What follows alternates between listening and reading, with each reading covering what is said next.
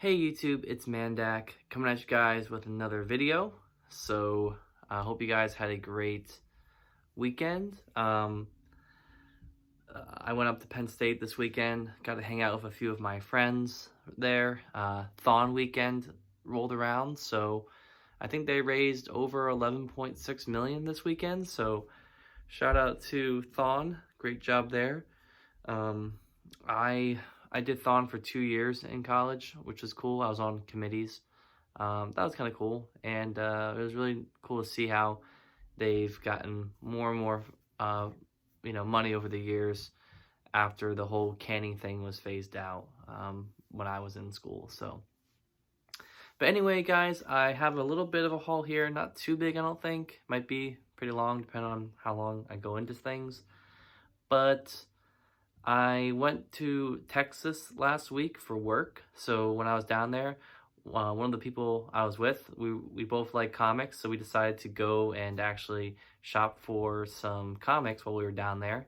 We hit up two stores. I can't remember for the life of me what the one store was called, but the other one was called Generation X Comics, and I think that was like somewhere near Dallas, Texas. So that was really cool. Got to get some stuff from those two places. And I flew back here. I got an order from Amazon that I placed. And I also stopped at Tales of Adventure today on my way home because they have a sale. And more than likely we'll be hitting up that place later on this month or next month to get some other things that I'm trying to work on.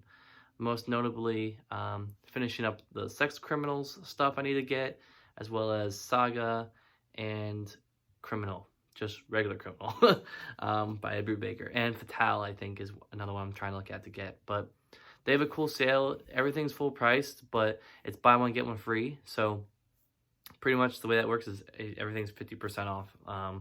So that's much better than, that's better than IST. Aside from new releases where everything is already 50% off for, the books they pick that they want to release that week. But anyway, I have a pretty good haul here. I also have some Lego sets that I'm going to show off here that I've purchased over the last few weeks as well as today. And I know it's not technically comics, but I'm going to tie it into this comic haul. So it's going to be comic haul, I think 30, am I at 31 or 32? I'm not sure. I think I'm at 32, but anyway, we'll get to it. So I'll start with, in terms of what I got a few collections. No omnibus, no hardcovers, but I got a few collections of things as well as some issues that I'm definitely going to have to do some rebagging and reboarding for. Some of them don't even have any bags or boards, so that's annoying, but yeah, so we'll go over these. Let me just switch my feet around because I'm trying to adjust where I'm at. All right, so we'll start with the single issues. So the first issue I got here was kind of just on a whim, and it is Avengers Annual number 17, and this is part of the Evolutionary War. And I'm trying to think, I think I did read this. I think it's in one of the Judgment Day epic collections or one of the Roger Stern epics. I could be wrong. It's from 1988, so I may not have read this, but picked it up. Kind of cool cover there. The team at the time was Grey Hulk, Yellow Jacket, Hercules, Jocasta, Falcon, Beast, and U.S. Agent, which is kind of cool. So we'll see how this goes. Just another annual to have. It was only $2. That's why I bought it. So, all right.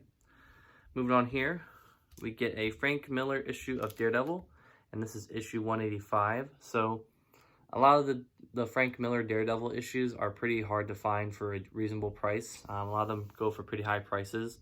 And that's for good reason. It's a good run. Probably one of the most memorable runs of Daredevil Volume 1 ever.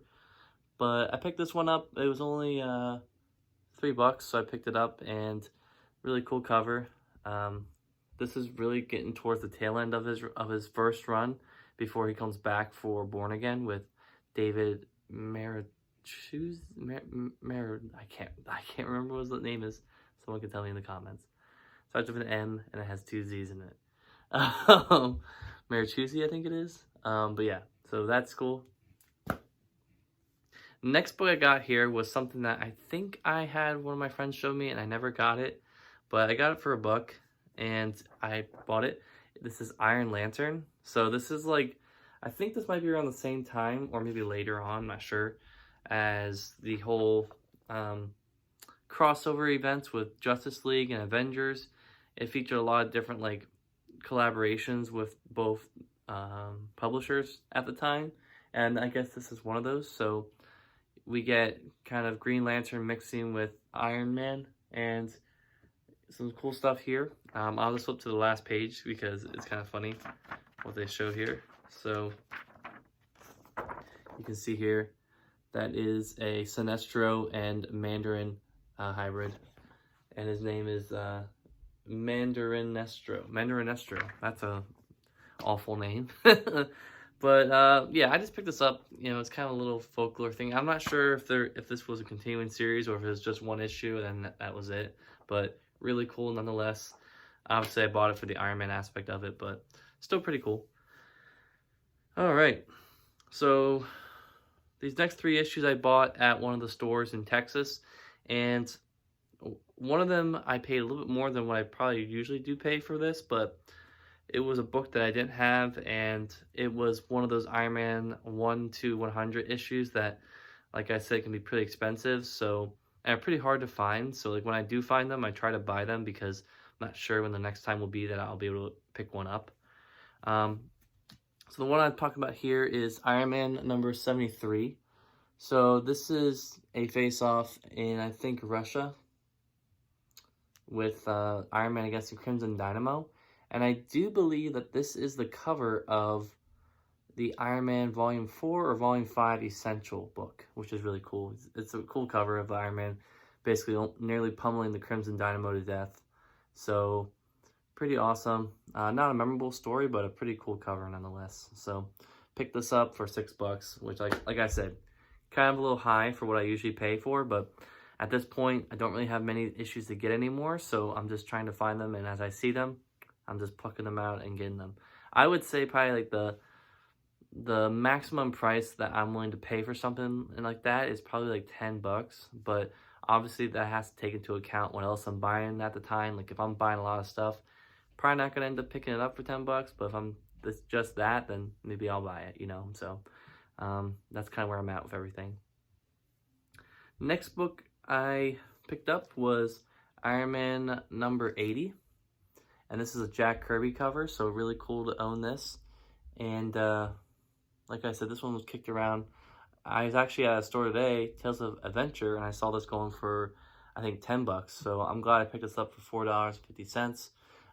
Yeah, Jack Kirby cover, Milgram on, I think, inks, I believe. So really cool to see that.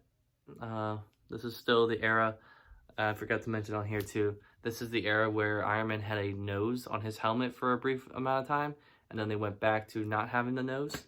So that's kind of notable to add here. The whole joke about that whole thing is that Stan Lee was like yelling at the creators of the comic that like, why didn't he have a nose? And then, you know, about, I don't know, a few years later, he was like, why does he have a nose? Get rid of the nose. So that's just Stan Lee for you. But cool cover. Really excited to have Jack Kirby Iron Man cover. And there's not many of those out there. I would say more or less from the beginnings there was more, but not so much later on. All right, next one we have here is Iron Man, let's see, Iron Man 76, or not 76, 96, excuse me. Again, inked by Milgram. I'm not sure who the artist is on this. It says Abel on the bottom. I'm not sure. It's escaping me here. But obviously, like I said, again, this is going to have to get rebagged and boarded. This just comes in a bag, which blows me away. I'm not really sure why they just bag it and not put a board behind it. This is not the best looking issue, but I got it for $4, so I have it. So we'll see how this goes. Yeah, I'm really closing in on that gap now, guys. I mean, I only have, I think, probably about maybe 60 some issues, 65, issues maybe left. I'm not sure. It seems like a lot, but all things considered, I think it's a pretty good amount. So the next few books I have here are from Iron Man Volume 3. And this is past Kurt Busiek's run that kicked off the volume. And then you have Joe Quesada. This stuff is past that, which is kind of like a no man's land type of area for Iron Man. Not a lot of good stuff or like memorable, notable stuff going on here, but I picked them up because I didn't have these issues, and they're all $1, so I'm like, sure, why not? So first one we have here is Iron Man 48. So you have kind of this cool thing going on with him and Ultron's head on it. So we'll see how that goes. Yeah, interesting. What I do like though is that these issues are preserved, like, you know, in terms of like the logo, still the same from the very beginning of the volume, and the print quality is getting better. So kind of see what that looks like. We haven't gotten to like the shiny comic news or comic book paper that we were used to seeing in modern books today, but it's getting there. Next book we have here is Iron Man 54, or issue 399 if you want to go by those numbers. And what's interesting is I don't have Iron Man 55 from volume 3, which is technically, I guess, the 400th issue of Iron Man, so that's a little interesting there. But yeah, cool armor, cool design. Don't really know what's going on here, but we'll see. We'll find out. I know there's a collection coming out, I think late this year or early next year. It's a trade paperback, like a complete collection, I think it is, of the stuff that follows the Quesada omnibus. So we'll see what that collects. I know that the Quesada one goes up to like issue 40 something, I think. So some of this stuff should be in that collection, I'm hoping. So we'll see. Next book I have here is Iron Man 56, or issue 401, if you want to go by the original numbering. So again, just looking at this armor. This armor kind of looks like the armor from Volume 2, the Heroes Reborn era. I'm not sure if that's like a callback to it or not, but like all these like little wires and shit look like it, but doesn't look as bad, I don't think. So we'll see. It looks like some sort of hybrid of that, but yeah. Got Frosted Flakes out on the back.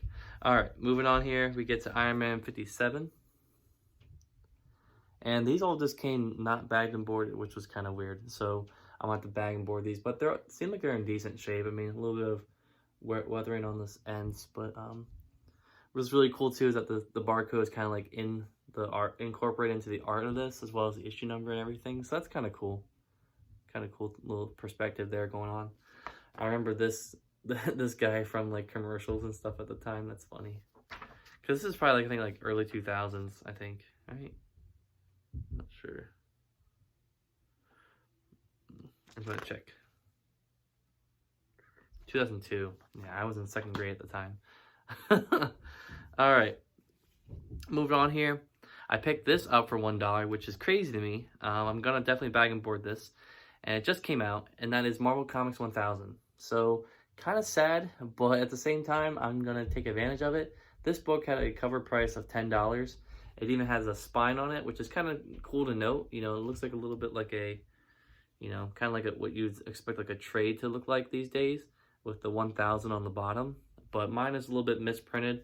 You can't really blame Marvel for that because it is a small spine in the first place, so it's kind of hard to line up that with the whole book there. But really cool. You know, 80 different stories, 80 pages. Just some things. You got Walt Simonson art on Iron Man, which is always my favorite. And on the back here, you just have all the creators. So, like I said, really cool to get this for $1. Definitely better than paying full price, $10 for this. And maybe a collector's item, or may not. Maybe you might see it in a bunch of long boxes in the next few months because nobody bought it. I would go with the latter. All right, so last single issue here before we get into our graphic novels, or I guess our collected editions, not graphic novels, collected editions of stuff, is New Mutants 24. And I bought this because it's, you know, a pretty iconic cover. It's actually the cover that was chosen for the New Mutants Demon Bear Epic Collection. So that's pretty cool. So it's issue 24. There's 2 copies of this at the store that I bought it from, and I just bought the cheaper one. So really cool. Bill Sienkiewicz art on the front here, and you got Magma. Shit. Oh my God, what's his name? What is his name? Damn it. I can't think of Magic. You have Magic. You have Wolfsbane, Karma, right? No, Moonstar. I'm sorry, Moonstar. And fuck, what is his name? I know it's Sam Guthrie, right? Is that his name? Cannonball. Boom, got it. Took me a while. I really got to get back to reading New Mutants. I read the first Epic collection. I loved it. Kind of left me on a cliffhanger a little bit because I was really excited to keep reading more about the characters. And then the Demon Bear Epic collection just came out. I bought it. It's back here somewhere. I have to read that soon so I don't lose my memory of these characters because they're awesome. All right, so that's all of my single issues, guys. You know, like I said, got a lot of stuff, so we'll definitely be inventorying all that stuff into my collection, and hopefully I can give you guys some updates as to where I'm at in the Iron Man Volume 1 completion percentage for that. So, all right, moving into the collections here. The next 4 that I got here were at Tales of Adventure. I paid $50 total for all of them, which, all things considered, is a pretty good deal for what I got. And like I said, I'll be going back there to pick up my remaining trade paperbacks for Saga, Criminal, Fatale, and Sex Criminals. So stay tuned for that. But yeah, so what I got here is The Fade Out by Ed Brubaker and Sean Phillips. So again, can't say enough how much I am in love with this creative group right now. There is a new graphic novel coming out in June, I believe, called Pulp by the same group. And this is going to be a direct release graphic novel, one-off storyline type of thing. So really excited to get that.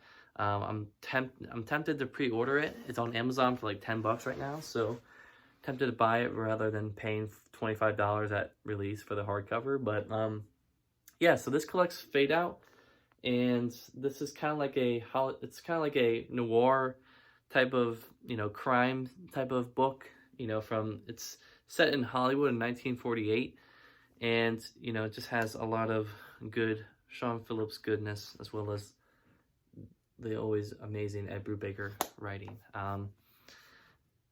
You know, it's funny, like, before I started on this whole rip of reading Ed Brubaker stuff, I was not really a big fan of him. I read the Marvel's Project, and I wasn't really a big fan of that, and I'm like, ooh, I hope this doesn't taint my, like, ability, like, my viewpoint on Ed Brubaker. And sure enough, I read the Daredevil run this summer, and I've been reading Criminal and the Students of S.H.I.E.L.D. weekly show, and I just fell in love with the writer. And Sean Phillips is amazing as usual. So yeah, really excited to read this. This is the whole collection here. So and it's a $25 cover price, which I think is actually a pretty good deal. I mean, aside from, you know, just before the discount, I mean, $25 is pretty good, decent for this. I mean, this is a pretty thick paperback.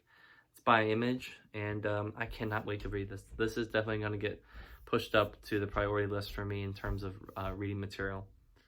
Now, I believe there's 15 issues in here, or maybe 12, I'm not sure. Let me see.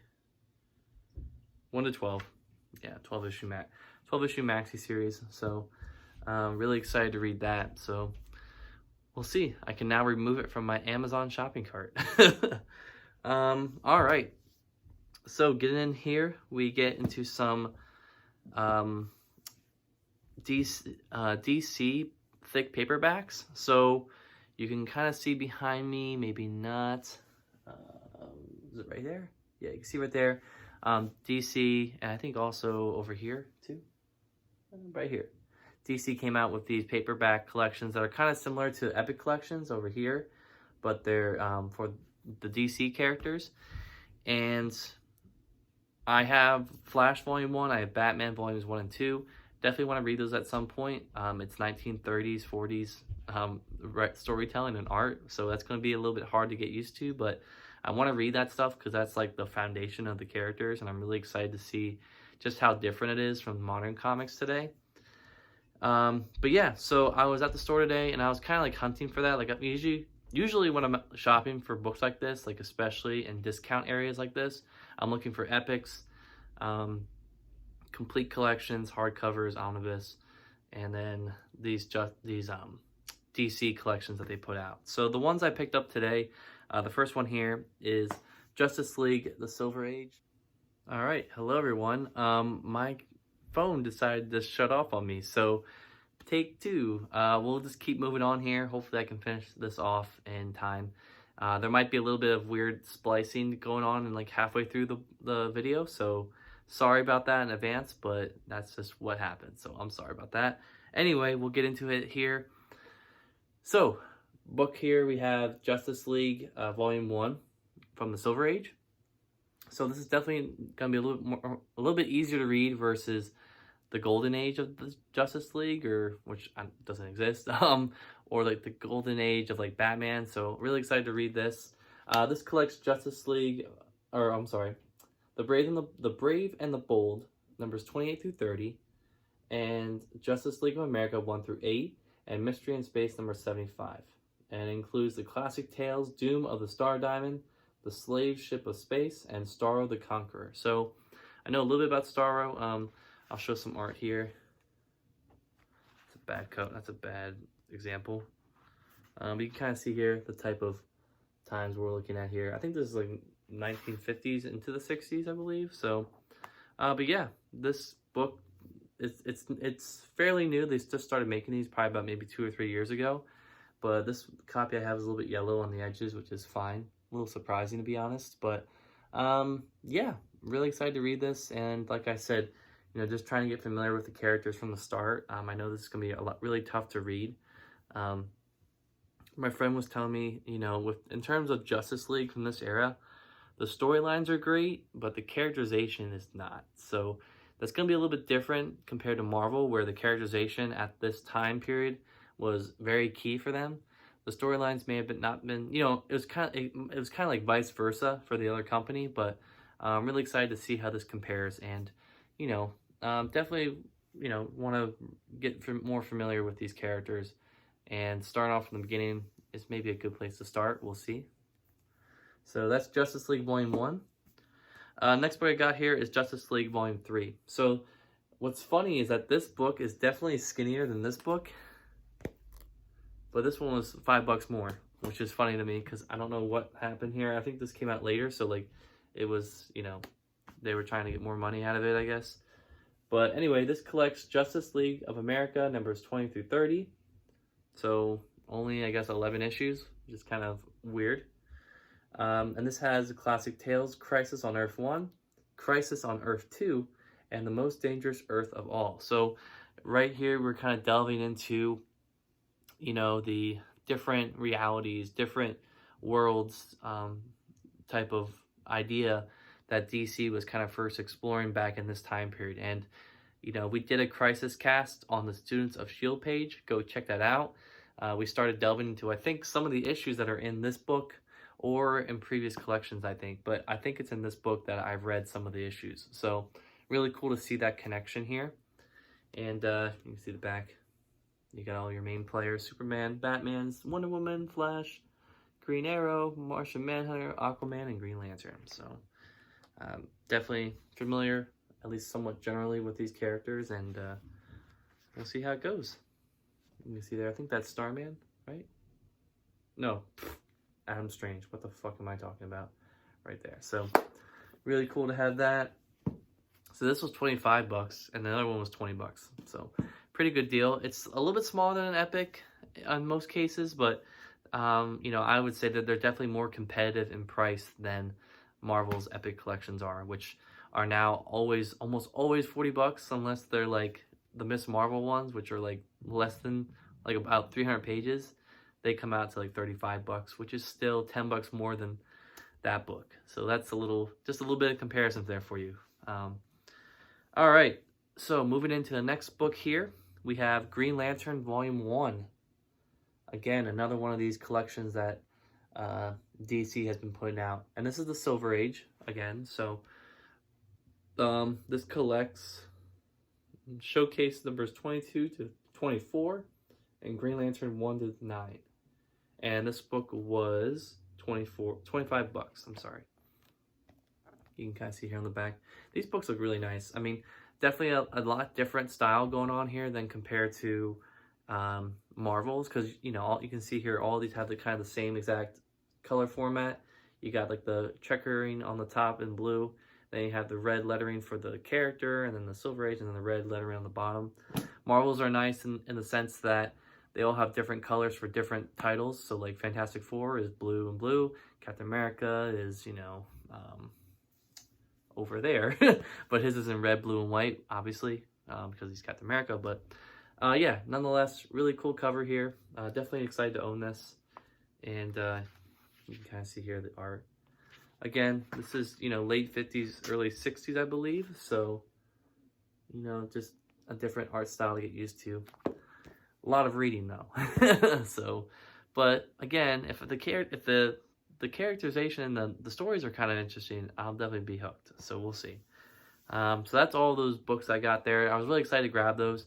I know those aren't books I know those are books that aren't flying off the shelves for DC, but they're really cool to get.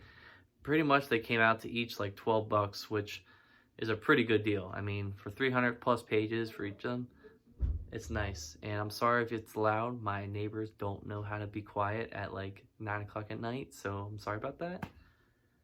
But yeah, so next book we'll get into here is the last book I bought, and the storyline behind this book is that my friend told me that Amazon had a sale, like of a coupon, that if you selected the checkbox, it took off amount of money. And me and my friend actually did some digging, and we both found a book that we wanted, and we both ended up getting it. And that book is the Invincible Compendium of Volume 3. So it's this behemoth book right here. So this is it. This is all the Invincible stuff that I will ever want to read or need to read in the third compendium. So now I have, the first two right there. This is the third, and I know since me and my friend bought this, there is definitely the push on our new... Hello everyone, another splice because my phone is driving me nuts. I don't know what's going on, but I deleted a lot of stuff, so hopefully I'll have space to upload this and I can keep deleting it. But I'm sorry we're going to have to splice this again, so sorry for that in advance. But I'll just finish talking up about this and we'll get to this before my shit crashes again. So Invincible Compendium, really excited to have it. Definitely will be doing a podcast, hopefully, on Crackle Comics. That's with a K, so definitely go subscribe to that if you haven't already. But yeah, this is just a huge book, brand new. Really good spine, considering this book is huge and it's a softback. So really nice to own. These are going to look great on the shelf over there. So, all right, Lego sets, and I'll finish off this video and we can finally get out of here, and you can, not get too upset with me with all these splices with the video. Anyway, got a few sets this weekend and before. One of them is the Micro Fighter set for Lego Star Wars, and that is the Kylo Ren shuttle. So I got this for $10 at Target because I'm like, you know what, I want to buy something, and I probably won't be able to own that type of Kylo Ren ever because he's in a really expensive set. So this is my easiest way to get him. So really excited to get this. Probably won't get the other Micro Fighter set with Zori Bliss, the Y-Wing, but it would be kind of cool to put it next to my actual Y-Wing that I own, the one with Zori Bliss, the original one that came out last October. So really excited to get that. We'll see how that goes. This set I bought on Friday because I didn't have a lot. Oh my god, I'm sorry if you can hear that pounding. That is my neighbors above me who are really, really annoying. So sorry for that.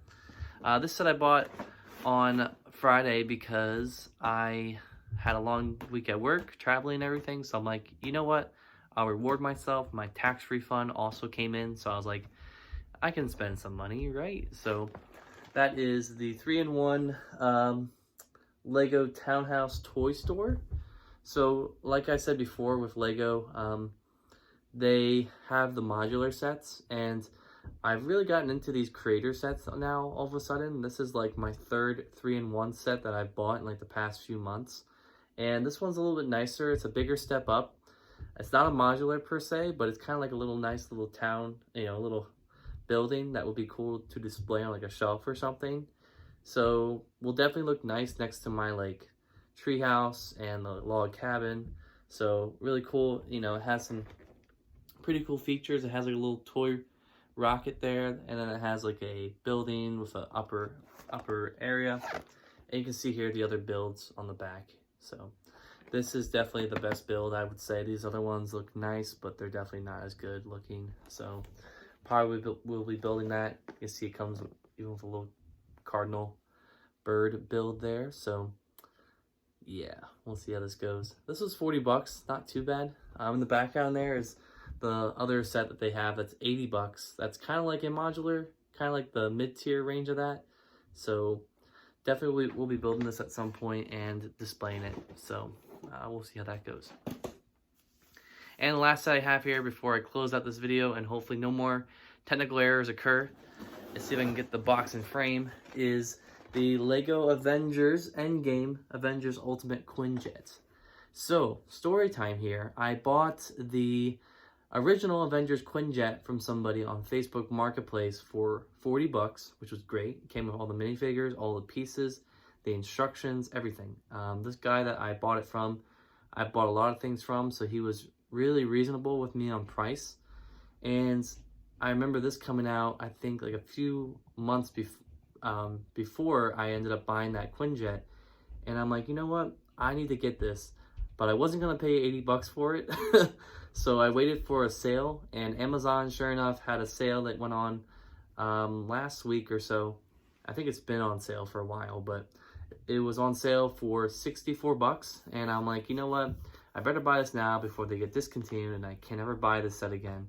So now I have both Quinjets. It's going to look nice to display both of those together. But what's cool about this set too is that it comes with 2 Chitauri warriors.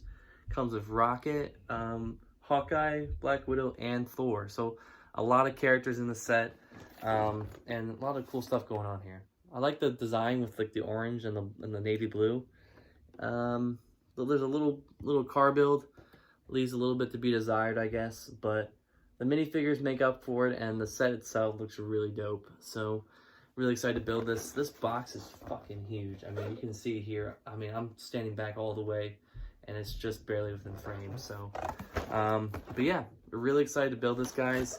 Hopefully I can get back into doing Lego reviews again. I just been tough. I haven't really had a lot of time to sit down and build. I mean, I have these 3 sets here. I still haven't started the Lunar Lander set yet.